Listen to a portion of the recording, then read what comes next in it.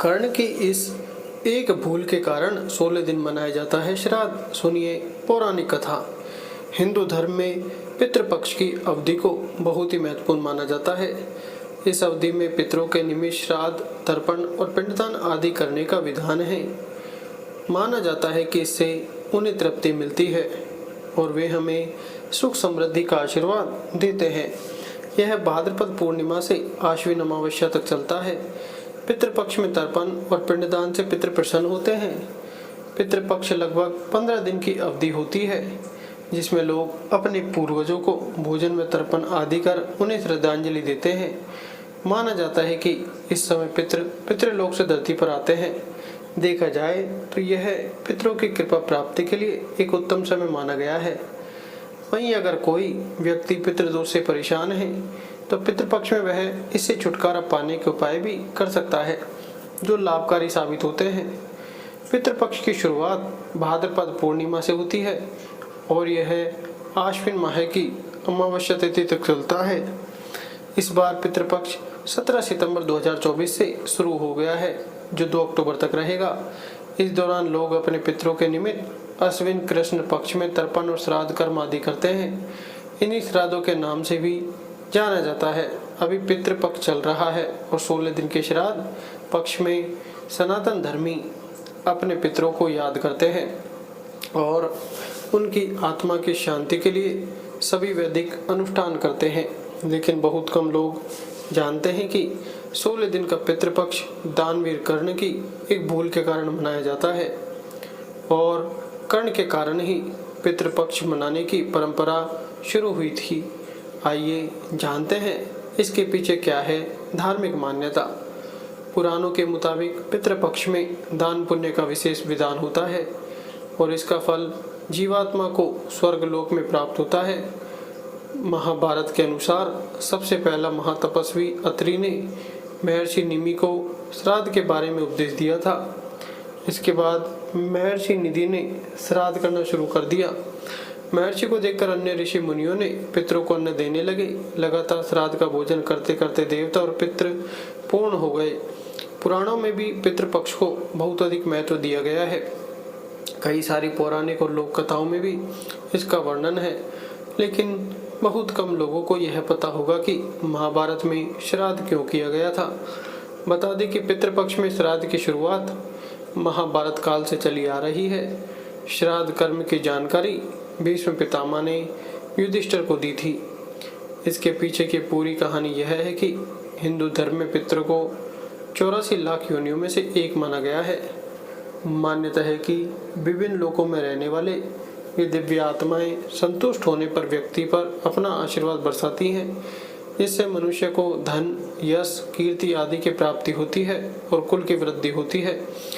इस तरह से देखें तो पितृपक्ष के दौरान किए जाने वाला श्राद्ध पूर्वजों के प्रति अपनी श्रद्धा और कृतज्ञता को व्यक्त करने का माध्यम है, जिससे प्रसन्न होकर पितृ सुख समृद्धि प्रदान करते हैं।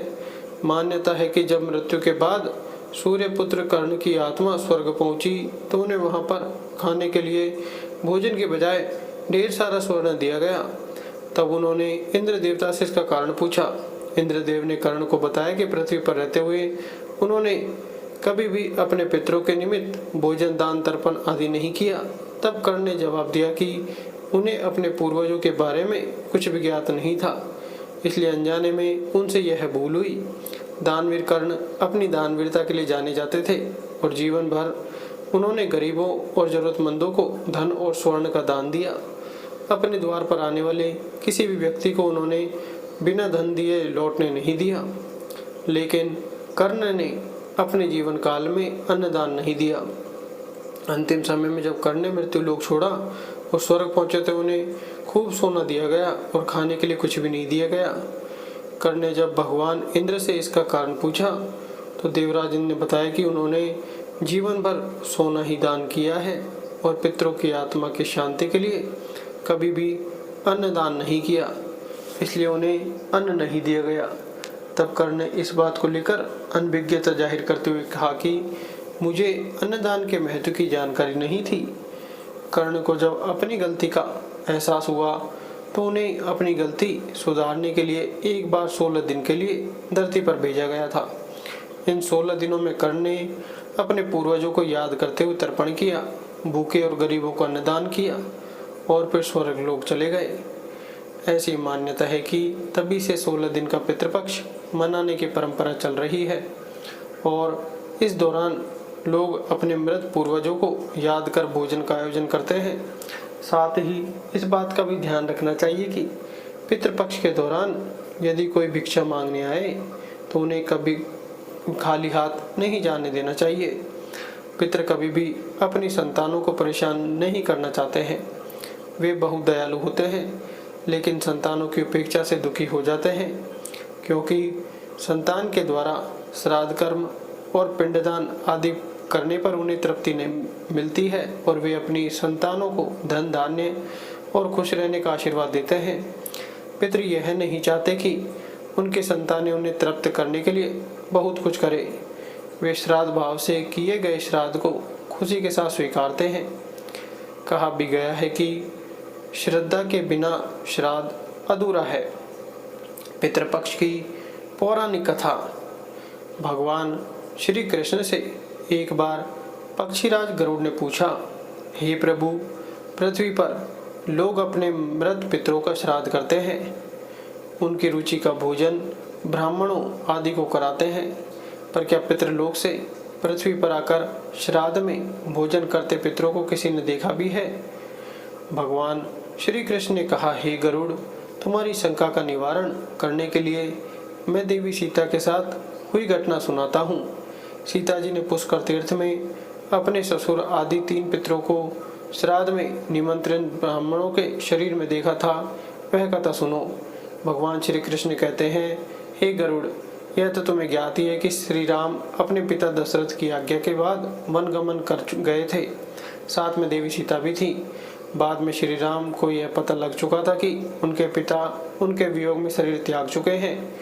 जंगल जंगल घूमते सीता जी के साथ श्री राम ने पुष्कर तीर्थ की यात्रा की।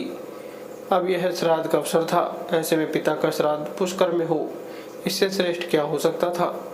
तीर्थ में पहुंचकर उन्होंने श्राद्ध की तैयारियां आरंभ की। श्री राम ने स्वयं ही विभिन्न शाक, फल एवं अन्य उचित खाद्य सामग्री एकत्रित किए। जानकी जी ने भोजन तैयार किया। उन्होंने एक पके हुए फल को सिद्ध करके श्री राम जी के सामने उपस्थित किया। श्री राम ने ऋषियों और ब्राह्मणों को सम्मान सहित आमंत्रित किया।